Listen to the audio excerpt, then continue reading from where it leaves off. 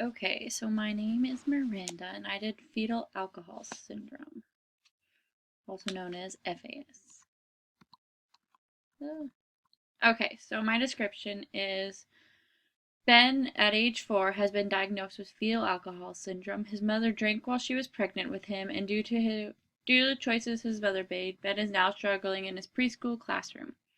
He doesn't speak as much as the rest of the children, and when he does, his words don't make much sense, and he has trouble making it through sentences. Ben is smaller than many of his classmates and is having trouble getting his weight up to a healthy number. Ben's dad is worried that he won't be able to catch up to his peers when he starts kindergarten next year. Ben also has trouble making friends. He keeps more to himself than his teachers and dad would like to, but don't know how to get him interested in playing with other children. So, some developmental milestones of Ben. So his cognitive is children with FAS experience problems with memory, speech, language delays, and poor reasoning and judgment skills. Um, he fails to hold a pencil. He also, for his gross motor, walking is clumsy, and his movements. His daily living is um, he has trouble understanding facial expressions, and then also his height and weight have been affected. The socio-emotional is has caused him to have trouble with social skills, like not wanting to make friends. He would rather be to himself than hang out with other kids, which is abnormal for preschoolers. So, for a typically developing child, they should be able to seek assistance to help them problem solve, able to recognize and cause and effect of one's choices, their fine motor skills, able to use utensils, hold pencils and other art materials, and manipulate small objects.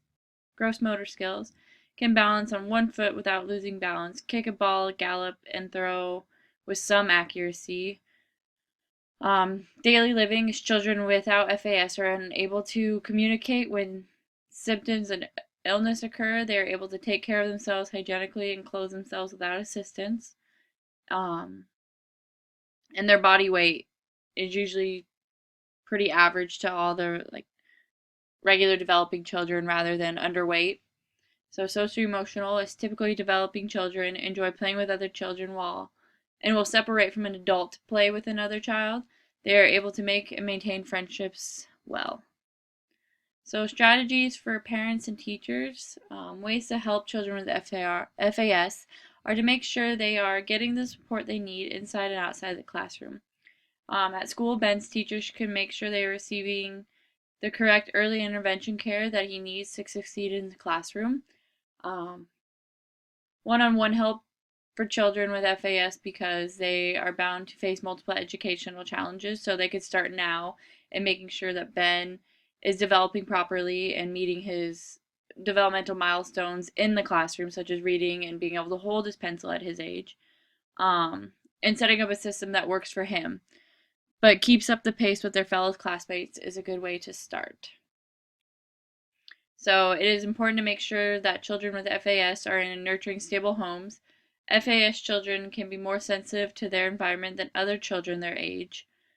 If children receive the same support at home as they do in school, then they are more likely to succeed and to be at the same level as the rest of their classmates. So Ben's dad could make sure that he is giving him one-on-one time at home as well, not just inside the classroom, and making sure that he's comfortable and helping him with whatever he is struggling with, and making sure he's talking to Ben and communicating. So, services. So, fetal alcohol syndrome is something that a child will struggle with throughout their life. Making sure the right support is started early is very important. Each child diagnosed with FAS has different symptoms and needs different help in areas. Some things that can be done are early intervention through the SPED programs. They could get outside of the classroom help while still in school and making sure they're not falling behind in their homework. For the coordination, they could receive physical therapy and making sure they know how to use their body and what they should be able to accomplish at their age.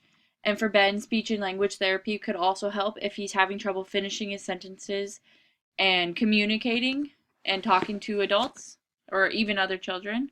So, and then also Another thing would be to get him around more children that he feels comfortable with, like start in smaller groups, but making sure that he's feeling included and participating to help make sure he gets those social skills that he's going to need throughout his life. And then support at home. And then, so parents need to make sure they understand their children's disability and don't just overlook it. And then nurture the strengths of the child too. Don't just talk about all the things that they can't do. You need to make sure that if they are succeeding at something, like make sure the child is aware that you see that and that they see that, so that doesn't go away as well.